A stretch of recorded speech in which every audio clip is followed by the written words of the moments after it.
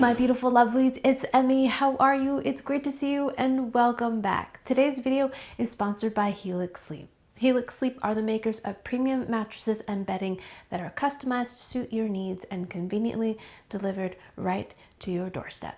Spring is bursting here in New England. It's the perfect time for a reset and refresh, and that includes my bedding. I've been swapping out my linens, including my heavy duvet, and replacing them with lighter things. It is the perfect time to consider getting a new mattress. We've had our Helix Sleep mattress for some years now, and we absolutely love it. We found our perfect match by taking the Helix Sleep quiz. You enter your sleeping preferences. For example, I am a side sleeper.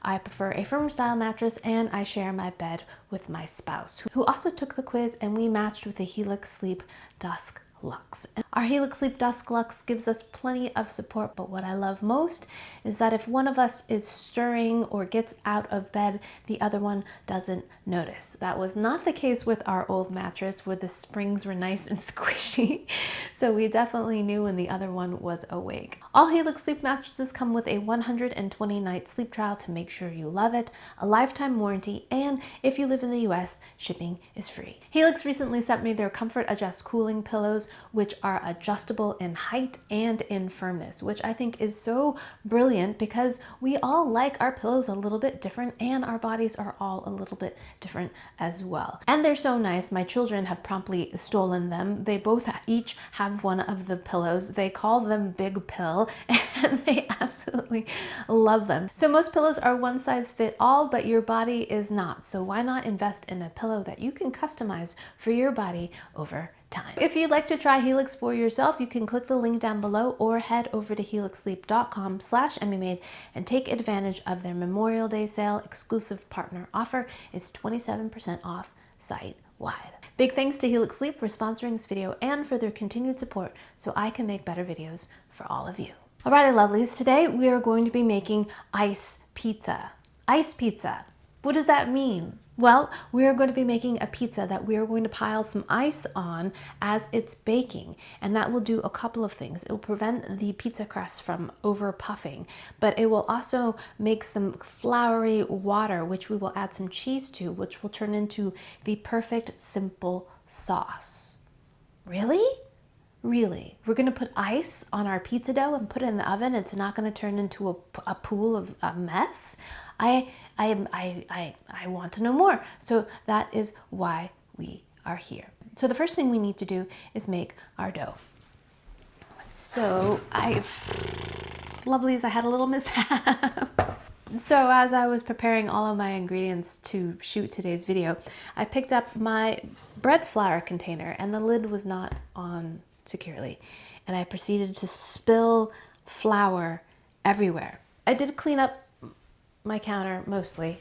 There's some flour there, but I did manage to get a lot of the flour on my tray, so I am hoping that I can use that flour. And just a note to all of us kitchen people, make sure you secure your lid. Don't just place the lid like this, because if someone picks it up, that will happen. So luckily I didn't lose the entire jar onto the floor.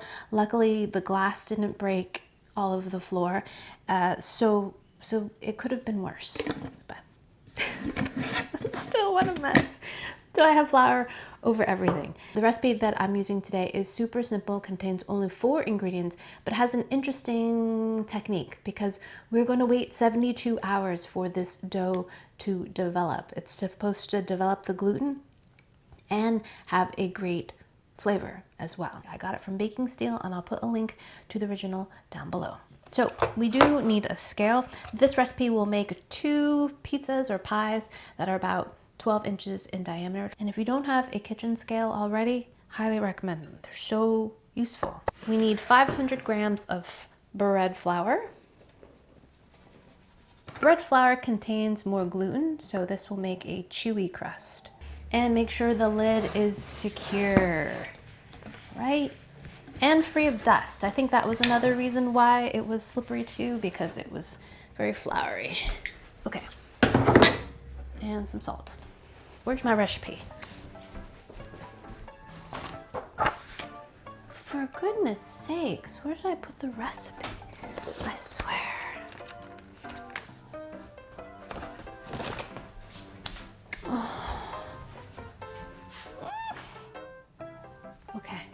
Next, 16 grams of salt. So 1 gram of instant yeast. It's also known as bread maker yeast. This does not require any blooming with any water. You can add it directly to your dry ingredients. And 1 gram is about 1/4 teaspoon. A very small amount, but we're gonna have a long proofing time. Can't find my big whisk, so we're just gonna use a little whisk. And we're gonna mix all the dry ingredients together first. Next, we're gonna add 350 grams of water. This is a 70% hydration dough, so lots of water relative to flour. That's it for mixing the dough. So making your own pizza dough actually is not much work at all. You just mix your ingredients, but this kind of pizza dough requires a good amount of resting. The reason why I chose this recipe is because I have a baking steel, and a baking steel is exactly what it says it is.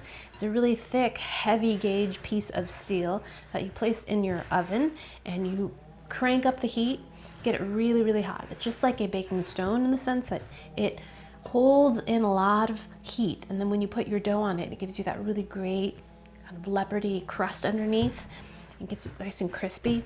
Okay, now we're supposed to knead this for a couple of minutes. The dough looks sticky, and it is, but as the gluten develops, it'll get less sticky.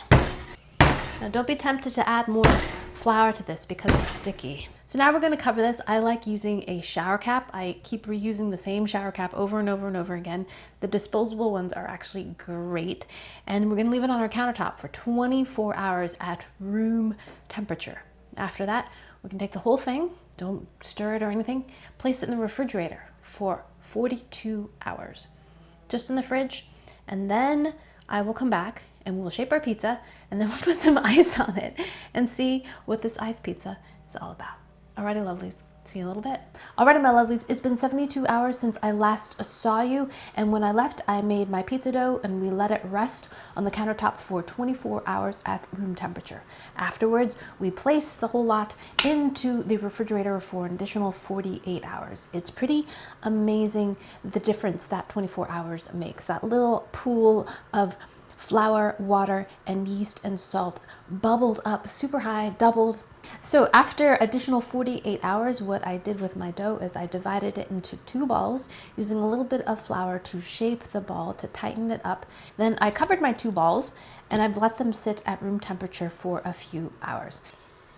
And they smell great. They've kind of mooshed out a bit. So we're going to dust our work surface with a bit of flour, dough ball, and place it like this.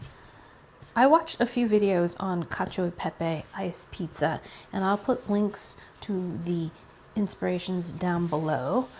But in one of the videos, I saw that you place the dough upside down like this, because the smooth side will become the bottom, and this rougher texture will be good for the top. You typically would use semolina flour, which I don't have, and I'm going to be using a little bit of cornmeal. And what that does, it acts a little bit like ball bearings so that the dough will slide off the peel easily into the oven. Oh, behind me, I have my baking steel preheating at 500 degrees, and it's been in there for about an hour. Dip my fingers into the flour, and we're gonna make a little bit of a border. That's gonna be the crust. Baking steel says that we are looking for a more puffy pizza rather than kind of a thin crust pizza. So you can take your knuckles and you can kind of stretch, but you can also flip it onto your hand and stretch it, keeping the border kind of thick. You can go also beneath and use your knuckles to kind of gently stretch the middle, but we don't want it too thin because we're looking for, again, a puffier style pizza. Okay. Great. Transfer it onto our pizza peel. Make sure that we have enough underneath so that it slides. Nothing worse than making pizza and then your pizza gets stuck on the peel. It's just terrible. This is before we put it into the oven. Now we're going to switch our oven onto broil because our steel is nice and hot. Now here's the crazy part. We're going to place ice directly onto the dough. And as it bakes, the ice is going to melt and keep the middle from puffing. It's also going to melt and create a bit of a sauce, kind of incorporating itself with the flour that's in the dough. And then when we add the cheese on top, it's going to make its own kind of sauce. Shoot, I forgot to grate a bunch of my cheese. We're going to use a lot of pecorino romano, and I'm just going to grate a bunch beforehand so it'll be ready when we have our pizza come out of the oven. Got our pile of cheese ready. We're going to add our ice right on top of our pizza. Ice on our pizza. Now into the oven on our hot steel. We're gonna let it sit for about 2 minutes, and then we're gonna carefully rotate it 180 degrees and cook it for another couple of minutes until the crust is nice and puffy and the underside is nice and cooked. And then we will top it with our cheese and our black pepper. And that's it. Oh, and some olive oil, and we'll have our pizza. Alrighty, see you in a little bit.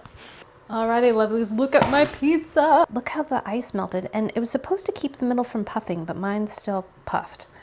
But okay, cheese, lots of cheese, and it's supposed to mix with the water to help create a sauce.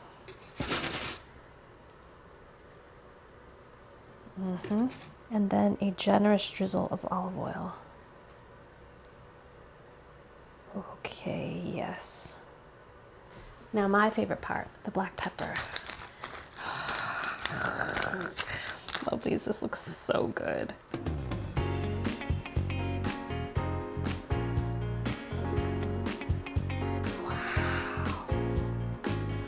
Alrighty, my lovelies, look at this pizza. It looks absolutely fantastic. My first attempt at a cacio e pepe pizza. I think I could have done better, could have made the dough a little bit spread out more. I think it's a little bit small, and it did rise in the middle, which apparently it's not supposed to do, but this is my first attempt and it looks gorgeous to me. So let's give it a taste.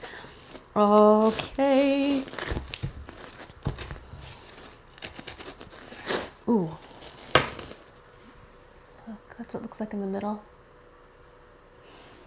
Looks more like a focaccia. Look at that. Oh. Alrighty, let's give it a taste. Itadakimasu.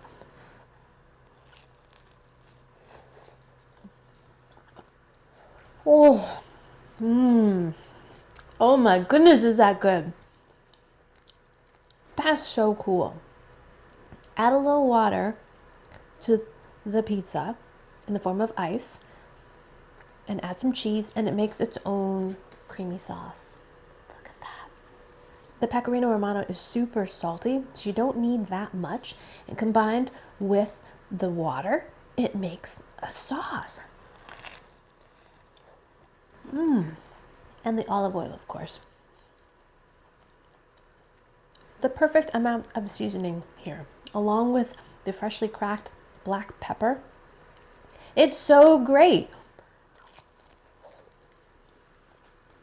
It's so simple. It's the most delectable cheesy bread. The texture is thin, yet fluffy. Slightly crisp on the bottom. You have the warmth of the hot pizza that sends up the smells of cheese and pepper together. So good. It's fantastic. It's like an elevated cheesy bread. It's like what I always wanted breadsticks to be. This. The dough is wonderful too. Great chew, delicious flavor.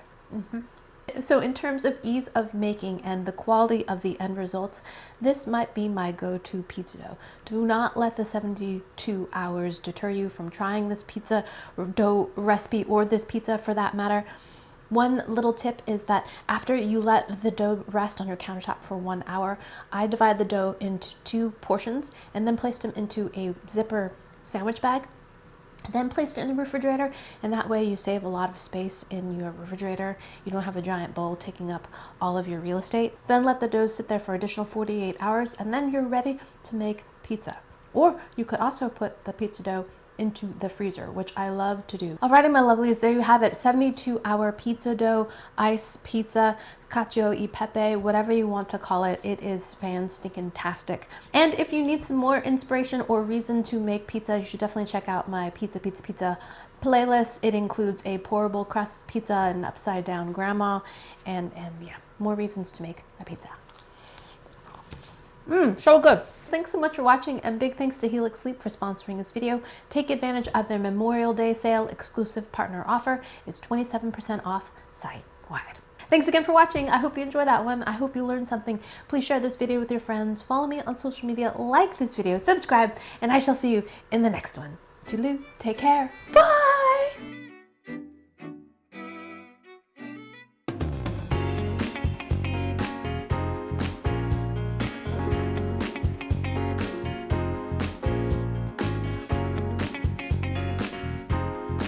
This pizza makes me feel